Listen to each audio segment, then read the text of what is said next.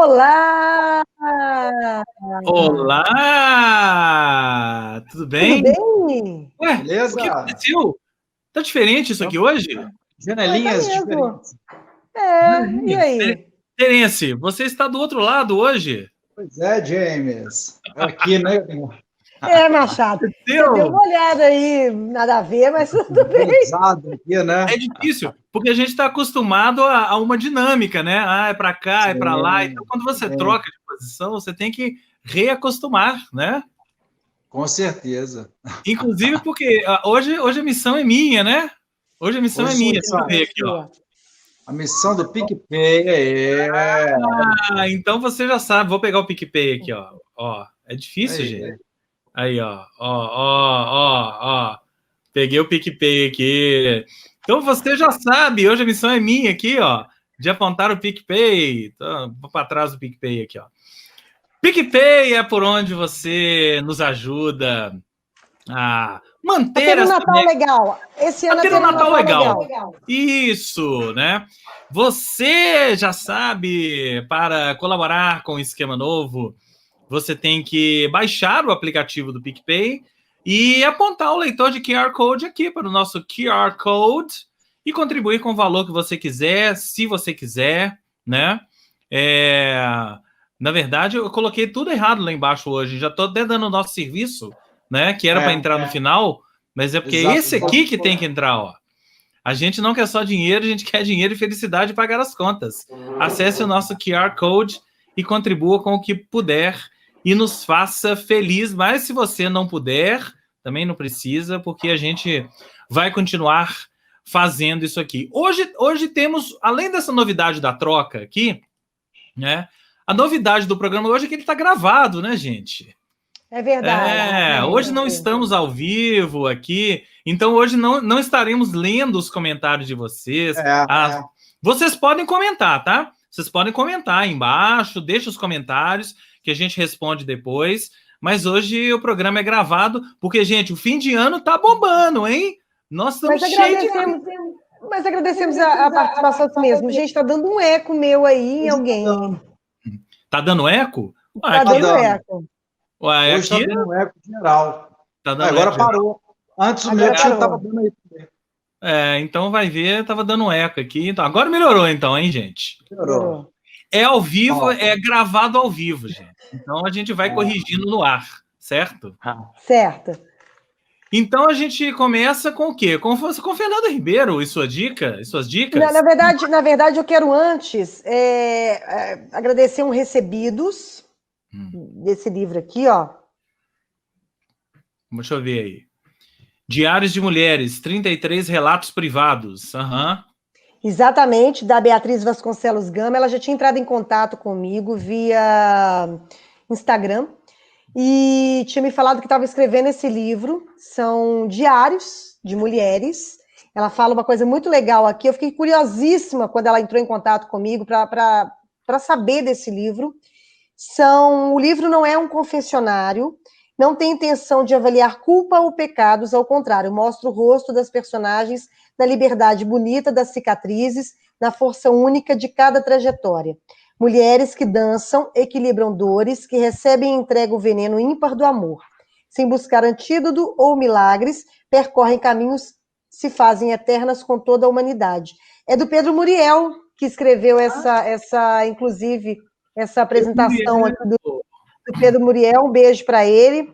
E um beijo para a Beatriz também. Muito obrigada, Beatriz. Eu recebi hoje que a gente está gravando, numa terça-feira, né? Hoje é quinta, mas muito obrigada. Vou ler com toda alegria 33 relatos privados sobre amor, sexo e traição. Maravilha. Diário de mulheres. Maravilha. Valeu, Beatriz. Já emenda.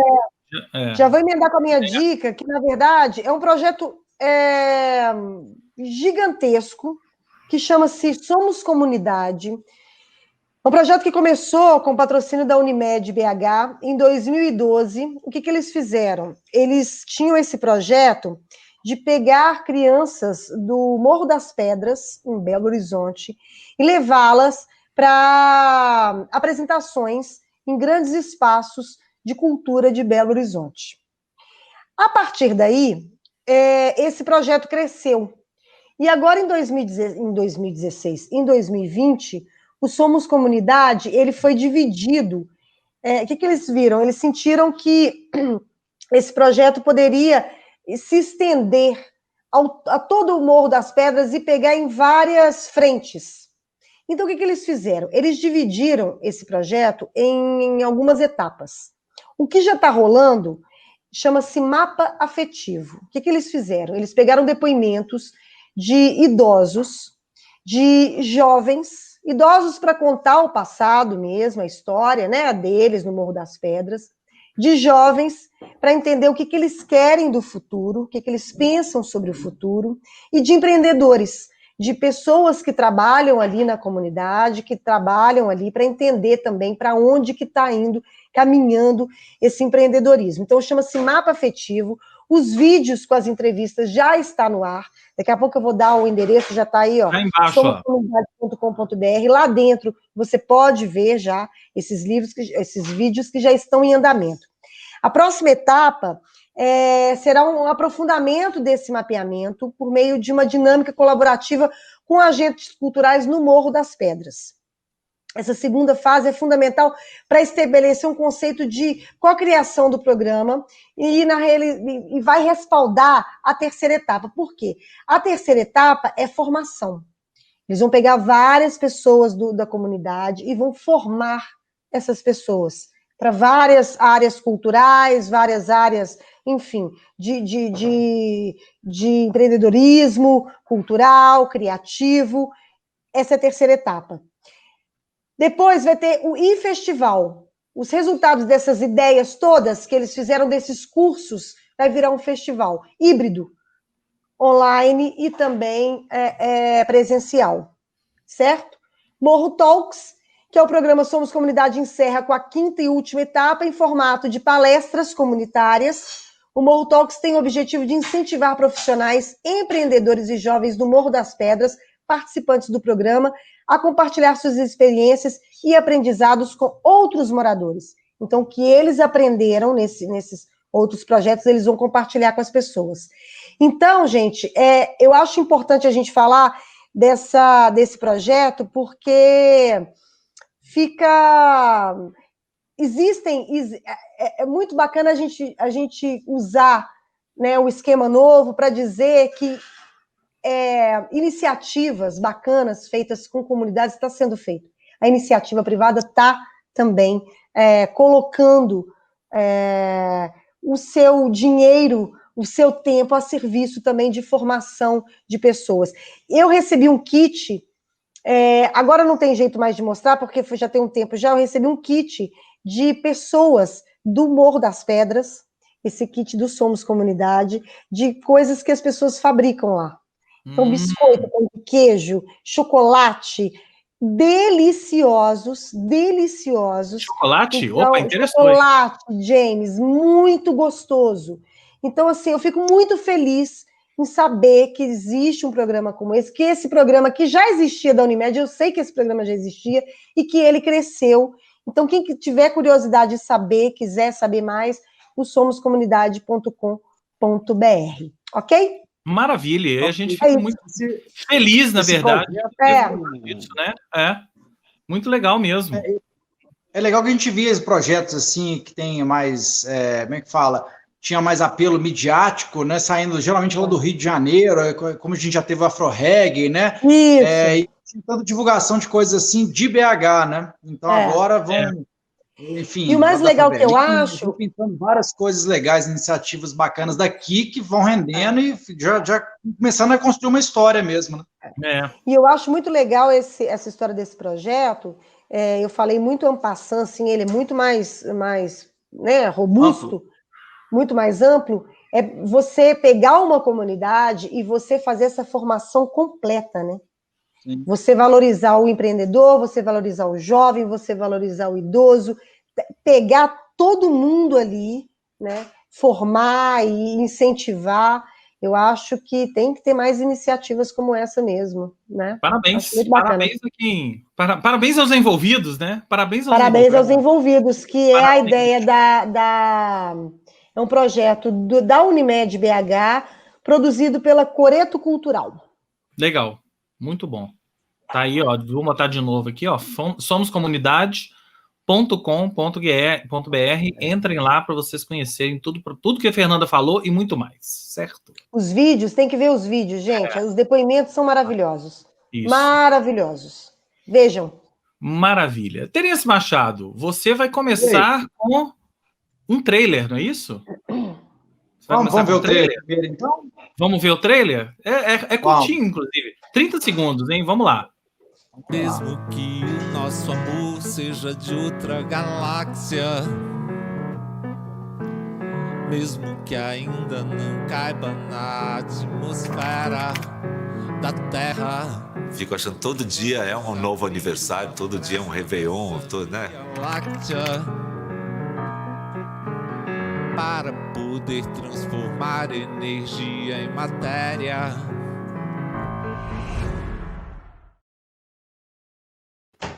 Adoro. Assine a Globoplay aí no final, ó, se você quiser assistir esse documentário. Acabou que eu estou assistindo algumas coisas da Globoplay, assinei mesmo, assim, aquela história de assinar um mês, enfim, se fica pendente alguma série, você acaba renovando a assinatura. E no meio disso tudo eu vi esse doc, né, me chamou a atenção, que é a comemoração de 60 anos do Arnaldo Antunes.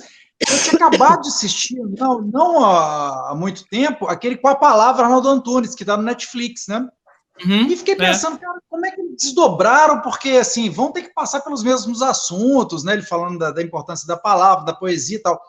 Só que acharam realmente, cara, um novo caminho e tem muito mais coisa. Eles são complementares, né? Eu acho que não tem como, assim, tá? É o Arnaldo Antunes falando do trabalho dele.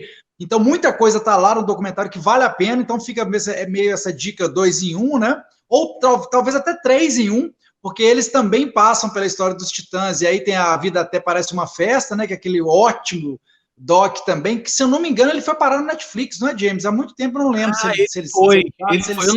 Eu não sei. Mas já tem um tempo já. Já? Não, esse é mais antigo. Esse é mais antigo. Das antigas, né? Os Titãs é ótimo, Mas aí, depois de muito tempo, veio esse Com a Palavra Arnaldo Antunes, que é de 2018, e eu tinha assistido ele mais recentemente, e me deparei com o Arnaldo 60, e fui assistir, cara, assim, despretensiosamente assim, não que, né, para ver qual é mesmo. Eu fiquei bastante curioso, porque eu gosto muito do trabalho do Arnaldo Antunes, sempre segui desde a época dos Titãs. Acho que ele tem uma carreira solo muito bacana, já agora, né?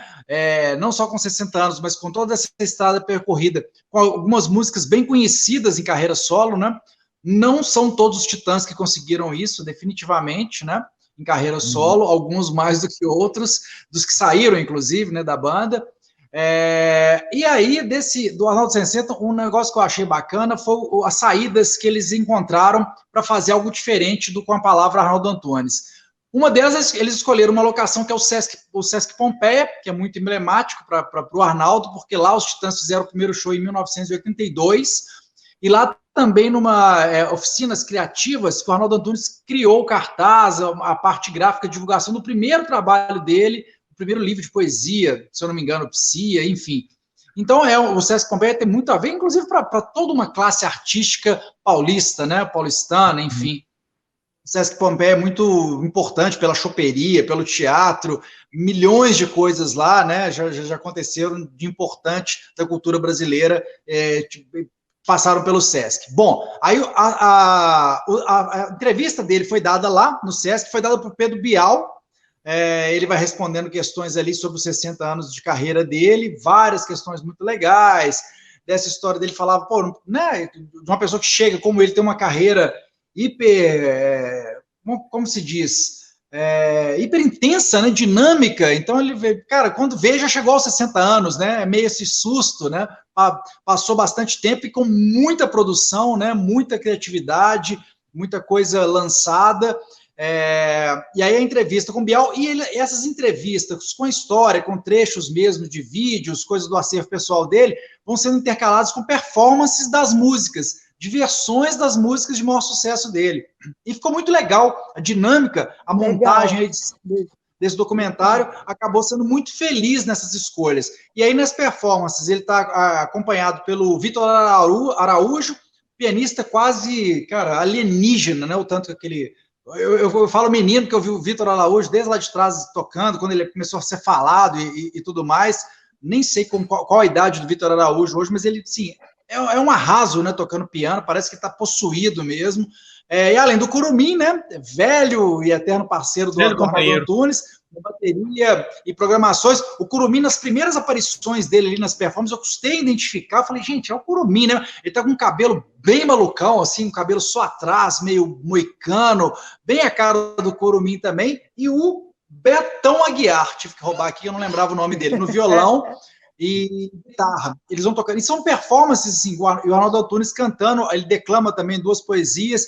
E vai dividiu bem os sucessos, digamos, as músicas mais importantes da carreira dele, com os Titãs, né? Tem Comida, tem algumas das músicas, até o disco mais recente, aí tem o Real Resiste, enfim, ele vai contando um pouco a história dessas músicas também e a importância delas nessa trajetória.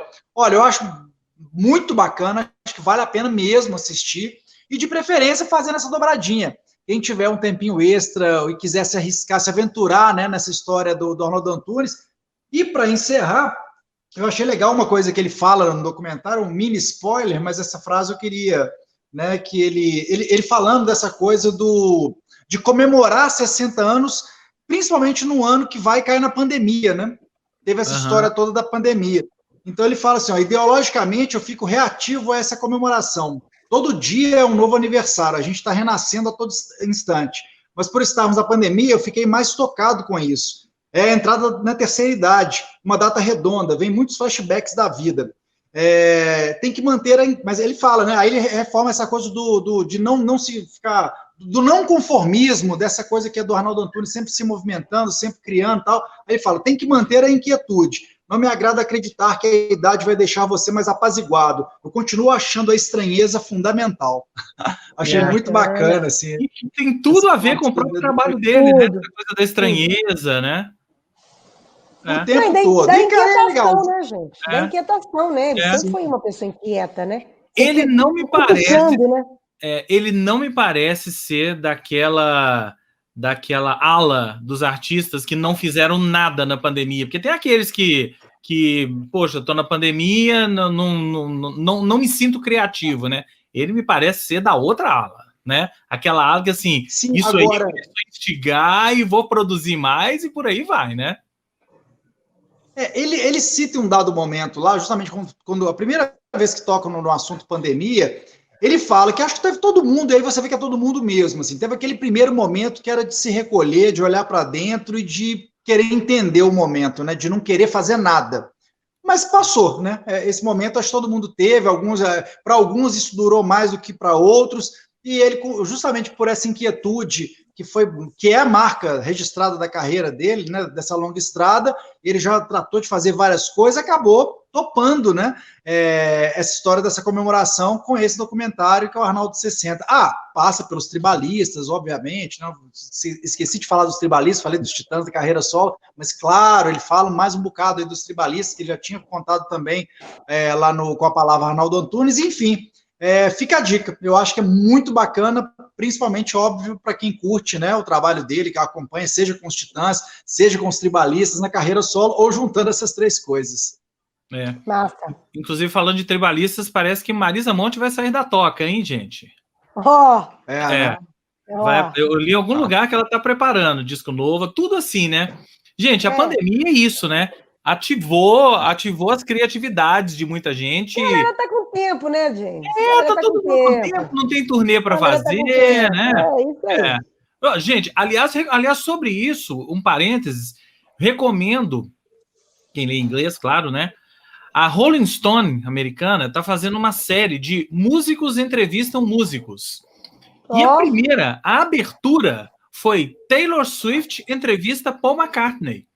Que legal! Se encontraram, né, na casa do Paul McCartney, lá em Londres, que eu não sabia. A Taylor Swift é super amiga da Mary McCartney, né? Aliás, da Stella. É super amiga da Stella. E aí ela estava em Londres e a Rolling Stone fez a proposta, e aí, assim, os dois sentados numa sala, conversando sobre isso, sobre música, como que é você produzir, como que é o seu processo de composição, a Taylor Swift falando do processo dela, lá do folklore, e o Paul McCartney já contando do processo dele, lá do disco novo que vem aí, o McCartney 3, né? E a Mary McCartney, tudo em família, gente. A Mary McCartney fazendo as fotos todas, né? Legal. Stella lá, isso foi... o Paul McCartney passou a pandemia na casa da Mary, com a família dela, né? E o estúdio dele ficava perto, então, né? Vou lá pro estúdio, ele e mais 2 pessoas só fizeram o disco inteiro, o McCartney 3. Quer dizer, ele gravou tudo. E aí ele tinha mais um engenheiro e um técnico. Hã? Eu falei que o disco tá na beirinha para ser lançado, né? Daqui a 2 semanas que sai, McCartney 3. E aí, a gente vai falar aqui. A gente vai falar aqui. Daqui a 2 semanas a gente fala sobre ele aqui, né? Mas agora eu vou falar de um filme. Hã? A única Estela que tá minha amiga íntima durante a pandemia é Estela Artois. É essa aí, né? Todos sabia. Nós. Sabia. Estela Artois. Mas carinhosamente chamado de Estelinha. Carinhosamente chamado de Estelinha. Estelinha. Né? Estelinha. Bom, então agora eu vou falar de um filme que é este aqui. Vou botar uma imagem dele. A imagem já é meio que impactante, ó. Ó. É o Mank. Aqui, ó. Puff. Mank, direção, sim, do David Fincher. Filme novo do David Fincher. David Fincher, para quem não tá ligando o nome à pessoa, né? Diretor de Rede Social, Clube da Luta e por aí vai, né? É o filme mais recente dele. Eu tô falando aqui, ele está em cartaz porque ele está em exibição em algumas salas de cinema. Se você, né, é do tipo que se sente seguro ir no cinema, ele está em exibição em algumas salas de cinema, mas muito naquele esquema de vamos colocar nas salas de cinema para poder ser elegível aos prêmios, né, principalmente ao Oscar, mas ele estreia amanhã, sexta-feira, na Netflix. Então fiquem de olho em cartaz e na Netflix. O que é Mank? Mank, primeiro, é um filme para quem gosta de cinema, porque ele fala sobre cinema. É a história do Herman Mankiewicz, que foi o roteirista de Cidadão Kane. Ele escreveu o roteiro de Cidadão Kane, a pedido, né, foi contratado pelo Orson Welles, e tem uma história de que ele tinha sofrido um acidente, então ele vai para uma casa, tipo um rancho afastado, né, lá na Califórnia, e com uma enfermeira e uma secretária. E ele fica lá deitado, ditando o roteiro de Cidadão Kane para essa secretária, ela vai anotando, e aí à noite ela vai lá, datilografa. E o filme vai fazendo também uma volta ao passado, em que ele vai relembrando as passagens da vida dele, que foram culminar na história do Cidadão Kane, principalmente o relacionamento dele com o William Hearst, que era o grande magnata da mídia da época, né? Que o Cidadão Kane, na verdade, é uma cinebiografia, né? Não autorizada do William Hearst, que no filme se vira o Charles Foster Kane. Então, aí é o Mankiewicz falando do relacionamento, lembrando, né, o relacionamento dele com o Hearst, a namorada do Hearst, que era uma atriz na época, né? E é um filme, gente, é absurdamente espetacular, porque, além disso tudo, tem um pano de fundo político, então tem aquela coisa assim de eleição para governador da Califórnia, e todos os chefões dos estúdios, o Louis Mayer da Metro, né, todos os chefões de estúdio querendo eleger um governador, que era republicano. Então, olha o paralelo, gente.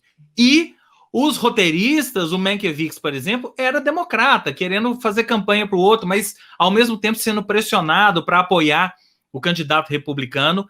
Como se não bastasse isso tudo, essa história de bastidores de Hollywood, política, e você vê a criação de um dos maiores clássicos do cinema, o filme é todo filmado em PIB, E da mesma maneira não, porque é até uma heresia falar isso, né? Mas assim, ele emulou várias das técnicas que o Orson Welles usou no Cidadão Kane. Então, aqueles planos, profundidade de campo, sombras, iluminação muito escura. Gente, para quem gosta de cinema, é absurdamente imperdível. Recomendo, inclusive, foi o que eu fiz, rever Cidadão Kane. Eu revi o Cidadão Kane e depois eu fui ao cinema assistir o Mank. Se você tiver a oportunidade e conseguir, né, e se sentir seguro, é um filme para ver no cinema, gente. É óbvio. É um filme para ver no cinema, telão, quanto maior a tela, melhor, porque você vai ver todas essas nuances. E é legal que o filme, assim, hoje em dia, filma-se tudo em digital, mas ele sujou o filme. Então o filme realmente parece que é um filme da década de 40, com aquelas ranhuras e tal.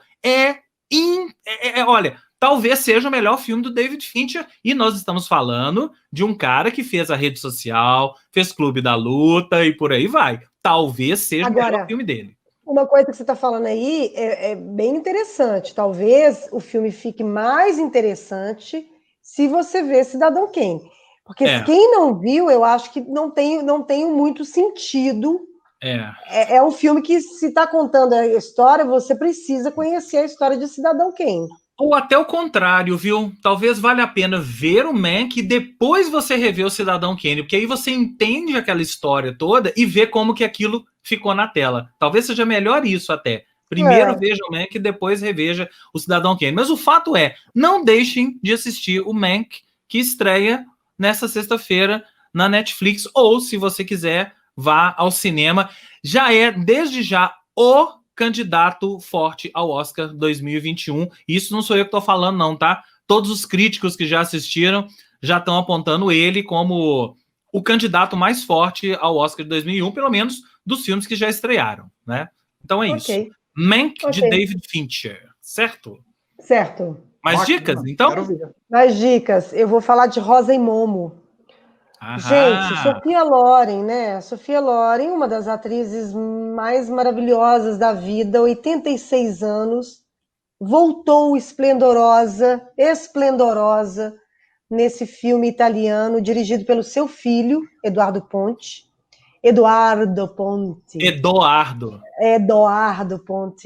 E Rosa e Momo conta a história de uma... Eu não vou me delongar demais, mas assim...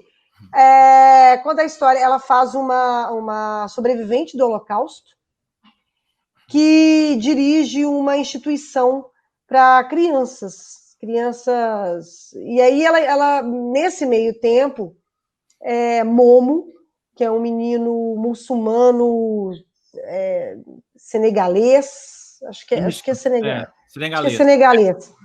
Ele rouba, enfim, e acaba nessa instituição. Aquele começo conturbado, aquela coisa dela meio fria, aquela coisa dela meio, né? Os dois vão acabar se ligando afetuosamente. E é uma história linda, numa locação maravilhosa. E uma curiosidade de Rosa e Momo é o seguinte: é baseado numa obra, num livro francês que se passa em Paris.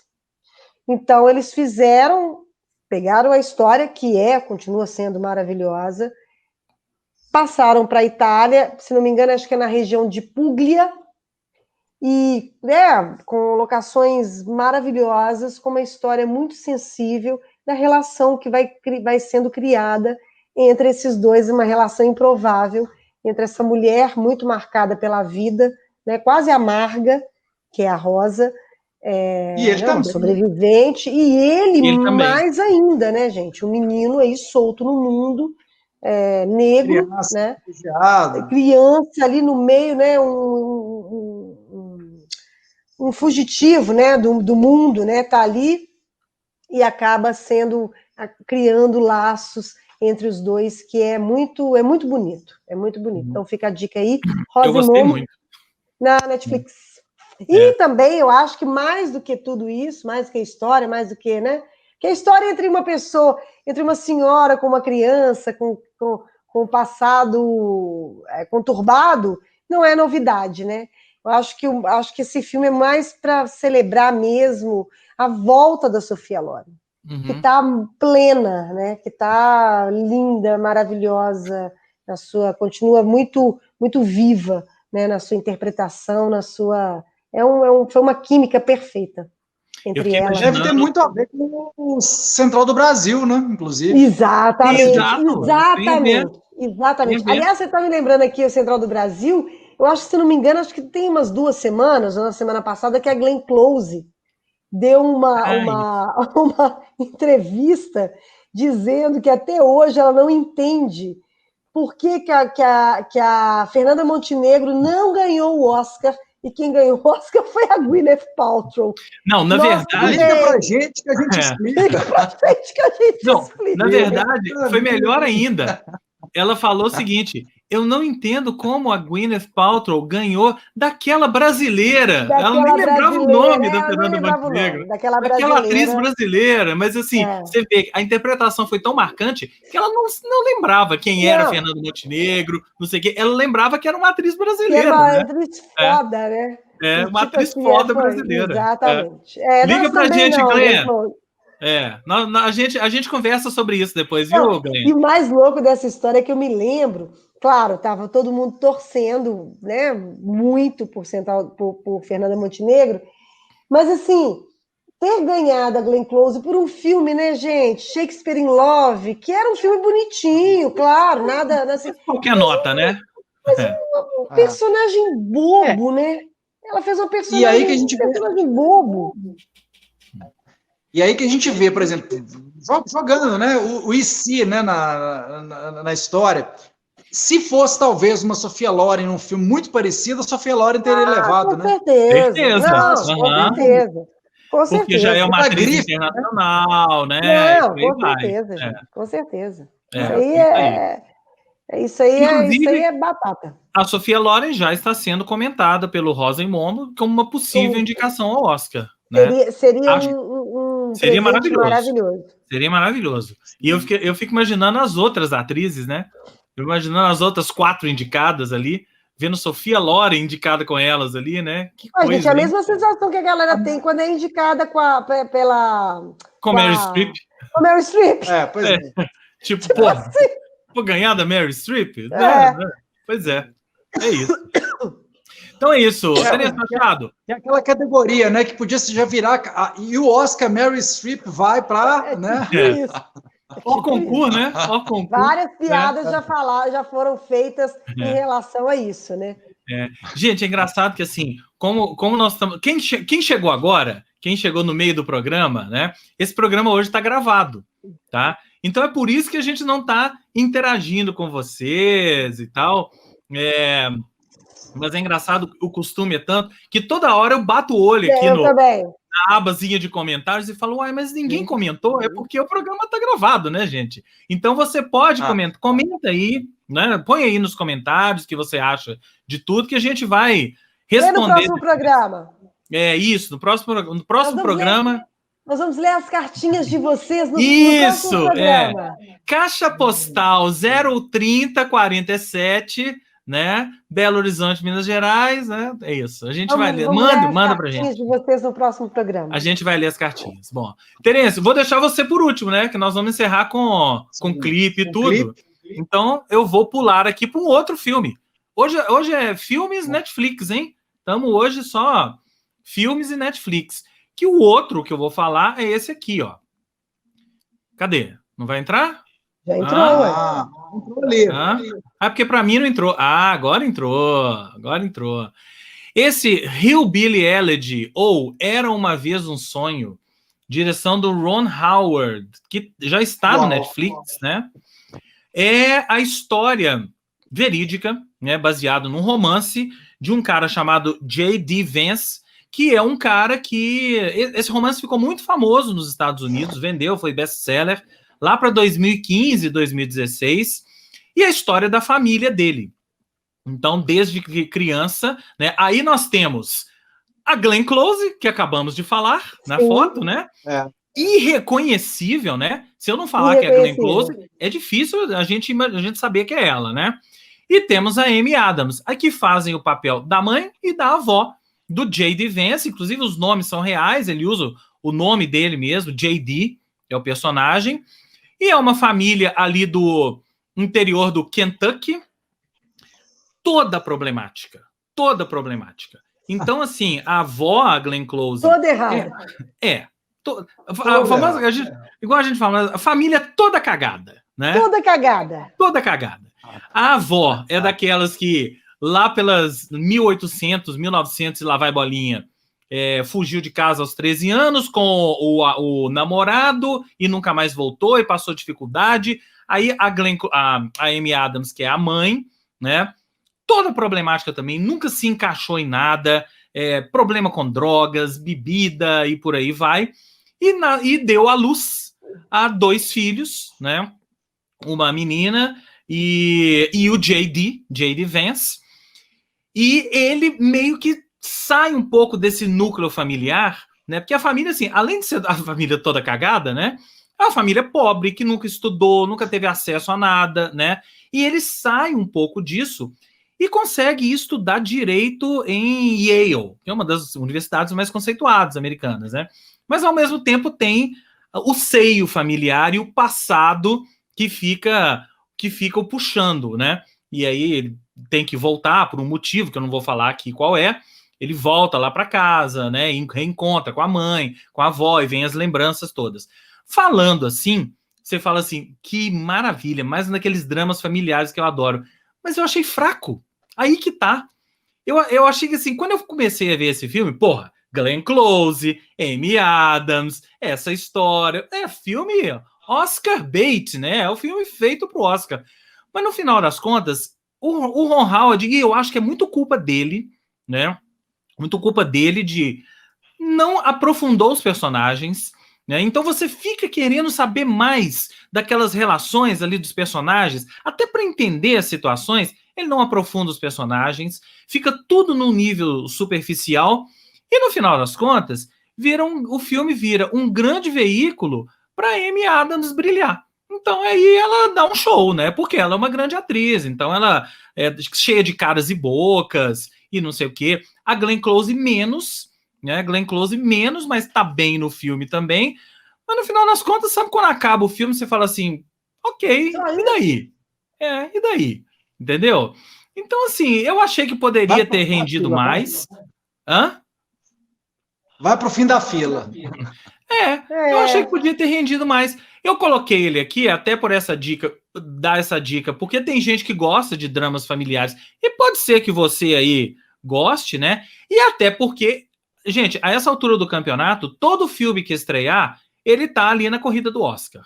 Então pode saber que a Amy Adams e a Glenn Close vão estar ali na corrida do Oscar. Não sei se elas serão indicadas a melhor atriz coadjuvante, mas elas estão ali na corrida do Oscar. Se vocês querem a minha aposta, a Amy Adams eu acho que pode ser indicada, a Glenn Close não. E eu não acho que o filme vai, não acho que o Ron Howard vai. Talvez seja um daqueles filmes que vão passar para a história como o filme de uma atriz. Então é o filme da Amy Adams. E a Amy Adams é uma grande atriz. Todo filme que ela trabalha, a gente presta atenção, porque ela sempre oferece alguma coisa a mais. Mas no final das contas, esse filme, o que o filme oferece a mais é a Amy Adams e só ela. Então o resto, assim, é a história que passa, terminou, desligou ali, E ok, tchau e benção. Depois dessa, até porque é o seguinte, né? O Brasil inteiro vive e sofre um drama familiar, né? Então a gente pode pular, né? Não é? Chega! Um drama. Um grande. Vivemos um grande drama familiar, não é isso? Chega de dramas familiares. De proporções bíblicas. Nossa, que isso? De proporções bíblicas. Proporções bíblicas. Gente, tá dando eco aí. Tá dando eco? Aqui para mim não tá dando, não. Para você aí tá dando eco? Para você? Tá dando eco? Você. Conta pra gente aí nos comentários se tá dando eco. Aqui a gente trata até o problema técnico como uma virtude. Conte pra gente se tá dando eco, né? Mas agora a gente vai falar de música, então não pode dar eco, não. Vamos encerrar o programa em alto estilo. Em alto estilo. E agora, voltando para Minas Gerais, certo, Terence Machado? Isso. Somos do ouro, Banda nova. somos Minas Gerais. Banda nova. Banda nova de nosso amigo, conhecido, etc e tal, Robertinho Brant, né? O Robertinho Brant, que vem daquele disco muito legal, né, em homenagem ao tio Fernando Brant, o Vendedor de Sonhos, onde ele compilou ali várias canções com vários músicos participando desse trabalho. Coloquei aqui Eu já coloquei aqui a contracapa do disco, hein, para vocês verem Robertinho Brant aí, ó. Né? De óculos mais azulado, a lente azulada ali, né? Canto direito, superior direito. Ó. Agora a capa. Agora a capa. E a banda é essa, Sweet Psychedelics. Eles lançaram na sexta-feira da semana passada esse disco em todas as plataformas digitais pela Sony Music Internacional. E é uma banda mesmo que já cruzou fronteiras de saída, porque tem como cantora a Eugênia Melli Castro, né? Que teve uma trajetória, já teve, enfim, tem uma longa carreira e um longo vínculo com o Brasil e com músicos brasileiros, já dividiu o palco com o Milton Nascimento, já enfim, conhece de longa data o Wagner Tiso, que participa desse disco. O Wagner Tiso que fez os arranjos, as orquestrações desse disco de estreia do Sweet Psychedelics.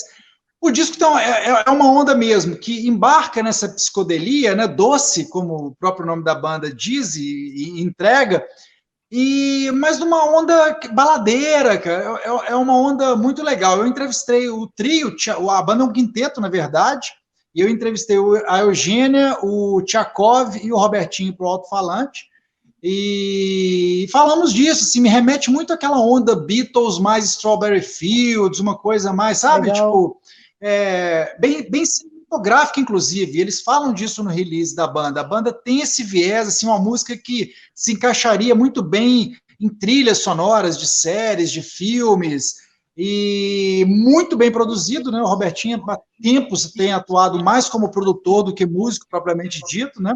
Olha eles aí. O quinteto. O quinteto que, olha, é o Robertinho Brant, violão, produção musical e músicas, né? Ele participa das composições, o Marcelo Sarkis, voz, vocal e letras, Rick Freiner, bateria e percussão, Rick Freiner, que é baterista do Erasmo Carlos, da banda do Erasmo Carlos, o Tchakov, né? Mineiro, que está lá morando em Portugal, então estão ele e a Eugênia hoje em Portugal, o Tchakov, que é baixo, guitarra, órgão, vocal e coprodução musical, e a Eugênia Melo Castro, pós-líder da banda, ela que já gravou vários discos, tem uma trajetória desde o finalzinho da década de 70, mas ali teve um reconhecimento bastante legal nos anos 80, já teve música em parceria com o Ney Matogrosso, enfim, ela já transitou muito bem pela música popular brasileira, agora atualmente mora em Portugal, e eles me contaram, né, inclusive, que estão esperando passar essa pandemia, ver se sai essa vacina, porque querem cair na estrada e querem subir nos palcos da vida no verão europeu, aproveitando os festivais. Então é aquela janelinha ali, julho, agosto, eu acredito que vai rolar, hein? Porque, né? Pelo andar da carruagem das vacinas agora, vindo todas ao mesmo tempo. Hã? Não sabemos. Não sabemos, mas assim, não podemos fazer isso, né? Machado. Como diz o meme da galera, tipo assim, tem que mostrar o trailer antes de 2021 para a gente entrar nele. É o trailer antes. Sim. Inclusive, se a gente tivesse visto o trailer de 2020, não tinha entrado não, hein? Nossa. Essa mania de ficar lá fora comprando pipoca e entrar quando o filme começou. É isso aí. Brincadeira, né? Bom, mas é isso. Aí eles lançaram o disco, então, nas plataformas digitais. Vem em formato físico no início do ano que vem. Isso eles já anunciaram, então deve sair o disco em LP, em CD também, né? Eles vão lançar nos formatos físicos. Preferiram já soltar. Esse disco era para ter sido lançado em agosto, por conta da pandemia, eles seguraram um pouco mais. E aí vem esse primeiro clipe. A gente vai encerrar o programa de hoje com o clipe de Snake, né? Que é o primeiro single e primeiro clipe que eles estão lançando para divulgar esse disco. Então é isso, uma banda mineira com ecos internacionais, né, feita para circular bastante no exterior, aí, se tudo der certo, é isso. Vão ter aí pela frente o verão europeu no ano que vem, e depois aí já podem vir para cá, né, que a ideia deles é justamente fazerem lá primeiro, o verão europeu no meio do ano que vem, para depois virem para o Brasil e tal. E a banda foi toda formada no Estúdio Verde, no estúdio onde o Robertinho produz a maior parte, todos os trabalhos dele, na verdade, né? Os trabalhos dele que ele assina, que ele fez, como esse disco do Fernando Brant, que ele faz para outros artistas, né? Que ele trabalha realmente como produtor para cantores, enfim, intérpretes, coisa e tal.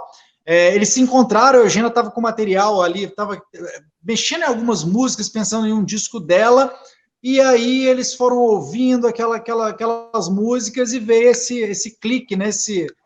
Essa faísca de, quem sabe, por que não montar uma banda, né? E uma montaram banda essa banda que eu acho que pode dar...